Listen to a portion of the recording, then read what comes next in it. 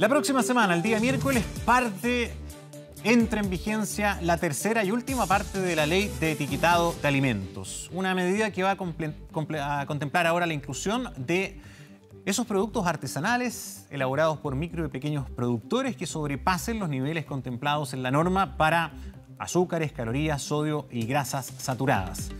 ¿Cuáles son esos productos? ¿De qué se trata esta última parte de la ley de etiquetado? Para conversar al respecto estamos con Paolo Castro, presidente del Colegio de Nutricionistas y también es director de Nutrición y Dietética de la Universidad Central. ¿Cómo estás, Paolo? Bienvenido. Hola, ¿qué tal? Gracias. Bueno, se acaba el tiempo. Próximo miércoles ya los cuchuflí, los alfajores, todo va a tener que tener su sello correspondiente. ¿Cómo ven la implementación de esta última etapa? Sí. A ver, la última etapa era una etapa sabida desde el inicio, o sea, tampoco es una sorpresa ni es que se puso más exigente. Y era una etapa necesaria. De hecho, a los pequeños productores y microproductores se les dio este tiempo para que pudiesen adaptarse sin tener un perjuicio económico y que les permitiera seguir creciendo como empresa. Entonces, probablemente estos pequeños y microempresarios ya estaban con alguna información previa desde el año anterior, cada vez que se estaba informando, y muchos de ellos, me tocó verlo en terreno, en la calle, estaban implementando ya en la primera fase. Sí. Los dulces chilenos, algunos cuchuflí, alfajores, ya en la primera fase también les estaban poniendo sellos. Los más Mateo. Sí, ahí siempre todo esto partió en el 2016. Y siempre se dijo que iban a estar incluidos y a ellos se les dejó para el final, que eso rige la próxima semana. Ahora, poniéndonos en el lugar de ellos, muchos señalan que si bien estaban al tanto, como tú dices, algunos ya se habían anticipado a implementar esto antes de la vigencia, dicen que no tienen capacitación, que el Ministerio de Salud no les entregó la posibilidad de saber, por ejemplo, cómo hacer los cálculos, o sea, ¿cómo saben ellos si un producto artesanal pasa o no la norma de azúcar o de grasa? ¿Cómo lo hacen en la práctica? ¿Estos son pequeños talleres, son pequeñas cocinas? Sí. ¿Se hacen en una casa? Sí. En la práctica, cualquier empresario que produzca alimentos, o sea, de gran tamaño, mediano, pequeño o micro, tiene que cumplir con las especificaciones que son del Reglamento Sanitario de los Alimentos, las especificaciones que mandatan, ¿cierto?, la inocuidad de los alimentos, o sea, la higiene y también estos avisajes que hoy día aparecen. Sí, claro. Dicho sea de paso, esto corre para todo alimento que tenga resolución sanitaria. O sea, esto corre para todo alimento que sea comercializado, ¿ya? Y los que vienen en envase, obviamente, pueden poner el sello, pero los que vienen sin envase y que son altos en, también tienen las restricciones que no ingresen a los colegios, que no se puedan vender, que no se puedan regalar o se puedan comercializar a los menores de 14 años y en los colegios.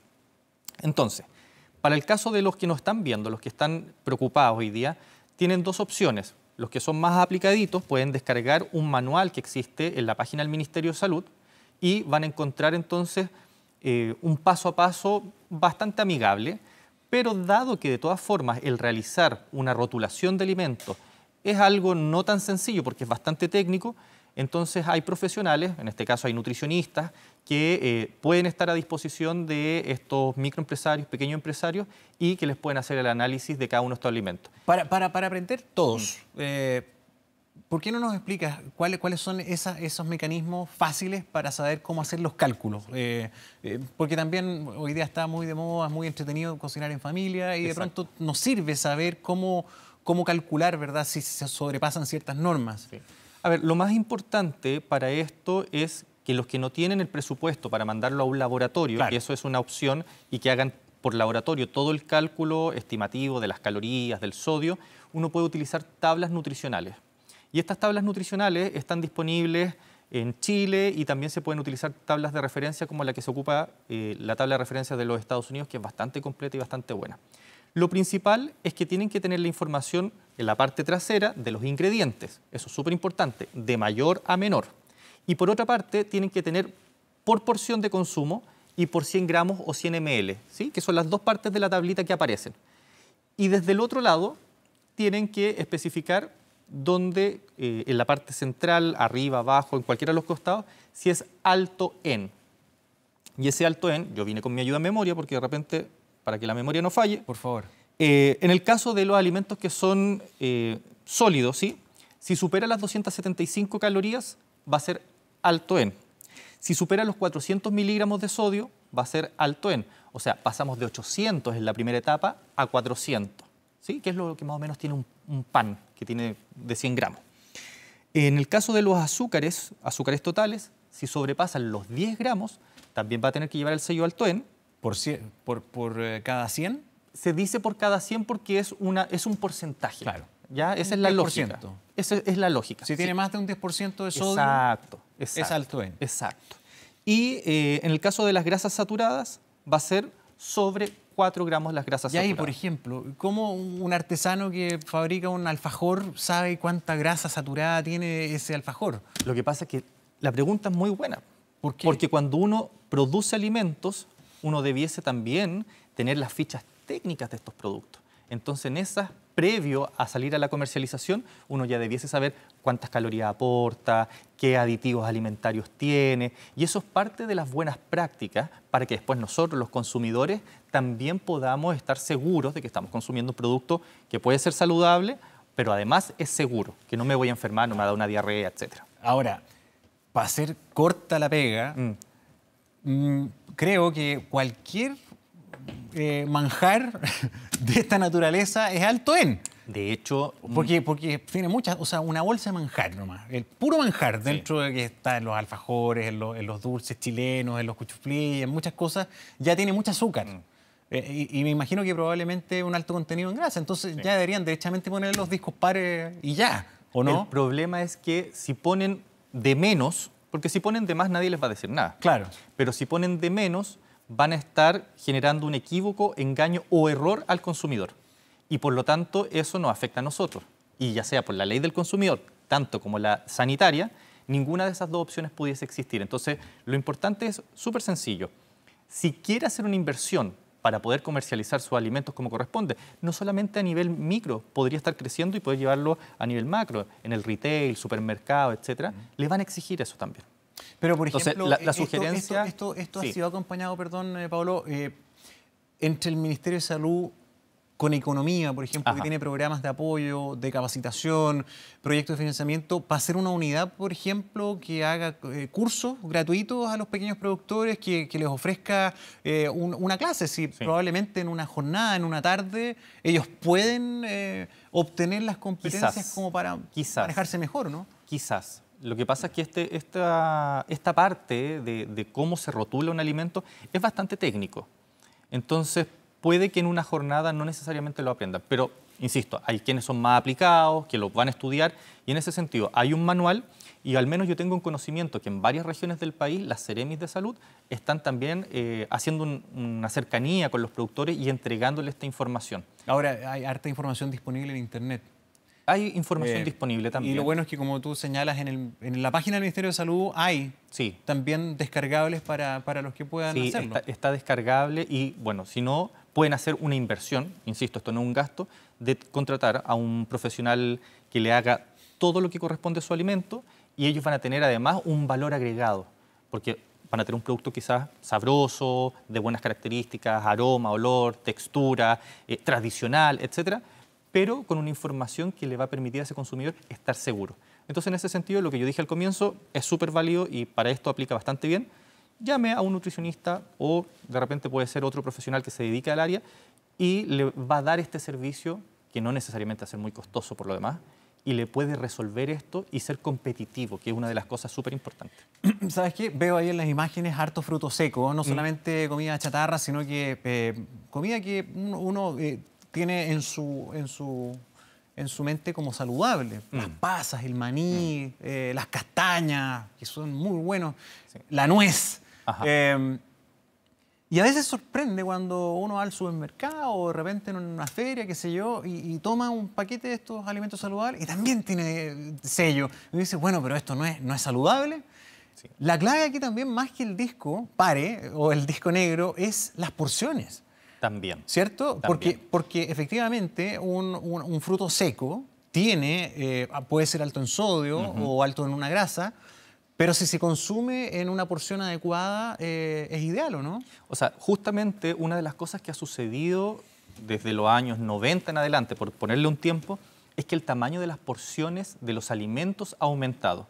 O sea, uno hoy día ve una bebida individual de medio litro, que antiguamente era quizás para 2 o 3 personas, ¿me entiendes? Claro. Entonces, es importante hacer ese llamado. si va a consumir de estos productos que tienen sello porque le gusta, porque usted es adulto, porque está consciente de lo que está haciendo, entonces háganlo en pequeñas cantidades, dado que quiere darse quizás el placer de consumirlo. Y es válido, ¿ya? Aunque sabe que no es de lo más saludable. En el caso de los niños y sobre todo los menores de 14 años, evítelo, porque esta normativa justamente se hace para que la obesidad infantil no siga aumentando. Hay un tema y no se lo mande de colaciones tampoco. Si no me equivoco, con los sellos en las bebidas, ¿eh? En las bebidas gaseosas, sobre todo por un tema de las porciones. Hay algunos que se salvan, que quedan fuera y que no les ponen sello. Y... No. Hoy día todo lo que son alimentos envasados tienen sus sellos, en su gran mayoría están bien puestos hasta la fecha. A mí me ha tocado hacer revisión de estos productos, en general... ¿Y se está cumpliendo? Se cumple y hay pequeñas diferencias que no podrían estar afectando la salud necesariamente o mayormente la salud de un consumidor. Ustedes hicieron un estudio también con los kioscos, ¿no? Y entiendo que el 17% no cumplía. Es que ese es un tema importante, donde hay que hacer un refuerzo es en los colegios. Me refiero a educación parvularia, básica y media, porque normalmente ahí tenemos kioscos adentro, sean kioscos, cafeterías, restaurantes, cualquiera que venda alimentos, ¿ya? No es que el kiosco tiene que ser saludable y la cafetería o el restaurante no. Claro. ¿Ya? Son cualquiera que venda alimentos. Y eso, yo creo que ahí hace falta un poquito más de información, un poquito más de capacitación. Por eso que desde el Colegio Nutricionista hace rato estamos diciendo, urge tener nutricionistas en los colegios para facilitar esta y otras medidas, porque finalmente... Te voy a dar un dato súper importante. Si nosotros lográramos disminuir la obesidad, el costo de la obesidad en Chile es tan grande que podríamos tener educación gratuita y de calidad para muchos chilenos y muchos residentes también que están estudiando en Chile. Entonces, es importante empezar a ver cómo logramos facilitarle a las personas una buena alimentación, pero también una buena educación y una buena información. Sí. Ahora, ¿cómo evalúan en términos generales? Ya estamos llegando al último tramo de esta normativa que ha sido incluso reconocida y premiada por Naciones Unidas. O sea, ha sido súper destacada. Incluso se está copiando como política pública en otros países de la región. ¿Qué nota le ponen? ¿Ha sido un beneficio ya o tendremos que esperar más para ver los resultados? Sí. De hecho, cuando tú dices que ha sido copiado o lo tomaron como ejemplo, justamente ahora en Perú también está entrando en vigencia. Y están pasando por lo mismo que pasamos nosotros en un inicio. Yo creo que es una muy buena medida porque le permitió a todos los consumidores darse cuenta de una forma simple lo que tenía ese producto en su contenido, en su densidad, en su porcentaje, si lo puedo decir de esa forma. ¿Y ustedes han medido si la gente efectivamente está prefiriendo consumir productos que no tienen estos sellos? Hay varias encuestas que incluso han sido referenciadas por el Ministerio de Salud y los distintos ministras que han pasado, donde explica que el consumidor ha sido alertado y que normalmente ha tendido a disminuir, o por lo menos en la selección de compra, tiene un tiempo más antes de escoger. Y eso es positivo. Las mujeres, al parecer, también son más conscientes porque todavía están al cuidado de la alimentación de los hijos en esta sociedad, y en el caso de los hombres pareciera ser que son menos interesados en esta medida. Pero como población, lo más importante, que los que entendieron primero son los niños. Y en los casos de los niños es súper claro. O sea, uno va a un jardín infantil, va a un colegio y los chiquititos rápidamente dicen, esto tiene mucho. Esto es saludable. Esto tiene mucho, esto sí. Es verdad. Incluso ya no reclaman por la colación saludable. Y también en algunos colegios han tenido la buena cosa de darles también un recreo. O sea, ok, la semana completa van a traer comida saludable, pero ya el viernes podrán traer una cosa más entretenida. El problema de eso, que la normativa no dice que los días viernes son free, no dice que son chip libre, no dice que son...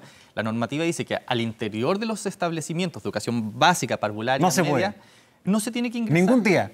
No se tiene que ingresar. ¿Por qué? Porque es como que ingresaran alcohol, que hay otra normativa que también dice que los menores de edad no lo pueden hacer, o como que tuvieran cigarro. Entonces, a mí me ha tocado conversar varias veces con los directores de colegio y yo les hago este planteamiento. ¿Por qué cumple una normativa y la otra pareciera ser que no es tan importante? Pero, a ver, estoy llevando esto a una cuestión súper papá. Sí, obvio, pero si a todos nos cuesta.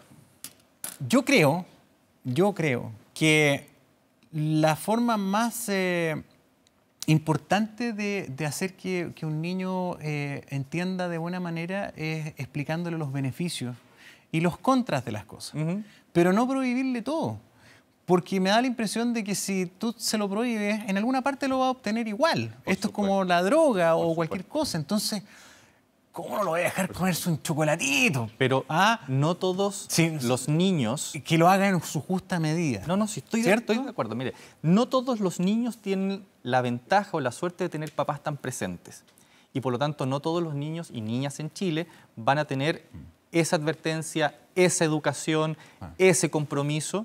Y eso significa que entonces, para nivelar la cancha, hay que proteger entornos, ambientes donde los niños pasan más tiempo. Si después en su casa llegan con sus padres, con sus abuelos, tíos, quien correspondan, que estén al cuidado de estos chicos, ahí cambia la cosa. Ahí podrán ver si corresponde o no corresponde, porque es parte del cuidado de la crianza que ellos le están dando. Ahora, para terminar, como nutricionista te pregunto, ¿ha ido de manera coordinada, de la mano, esta política pública tan reconocida con la educación física? Yo lo pregunto, sobre todo en educación. Hay polémica por el cambio curricular. Ok, es tercero y cuarto medio, pero ojo, ¿se ha potenciado lo suficientemente bien la actividad física desde el inicio en conjunto de la alimentación saludable? Porque si yo tengo un cabro chico que come súper sano, ahorita todos los discos para el mundo, pero es un sedentario y vive todos los días colgado en una consola y no se mueve para nada, probablemente va a ser también una persona con tendencia a obesidad y con otros problemas. O sea, la educación física, como dice la palabra, es una educación que enseña al movimiento, la inteligencia motora, y por lo tanto no es una pelota y que salgan a jugar. Eso significa que cuando nosotros terminamos el colegio debiésemos saber entender cómo nuestro cuerpo se comporta en el movimiento, tener coordinación, saltar, y es lo que vemos muchas veces los adultos que durante toda su vida nunca hicieron deporte o actividad física, se meten a un gimnasio a bailar zumba y son súper descoordinados. ¿Por qué? Porque no aprendieron, no se educaron motoramente. Entonces, en ningún caso debiésemos bajar este tipo de inteligencia, que es la inteligencia motora de la actividad física, en ningún caso. Además, entender que la actividad física no solamente es ponerse un buzo y salir a trotar. O sea, desde tener la conciencia de moverte. Si tenés un ascensor y vas a bajar un piso, 2 pisos, hazlo por la escalera. Y el hecho de dar la flexibilidad. Y eso te ayuda y la elongación. Para comer rico. Pero es que eso te hace ser... No vas a tener que privarte mucho si te mueves. Eso te hace ser persona. Las personas, el ser humano, el Homo sapiens sapiens, se tiene que mover y se tiene que alimentar. Y en la medida que se mueve menos, se tiene que restringir la alimentación. Muy bien, pues. Entretenido tema. Muchas gracias, Paolo Castro, por venir esta mañana. Que esté muy bien. Ya, vamos a los reclames, dice la Coca Perelli. Se te cayó el carnet. Ya volvemos.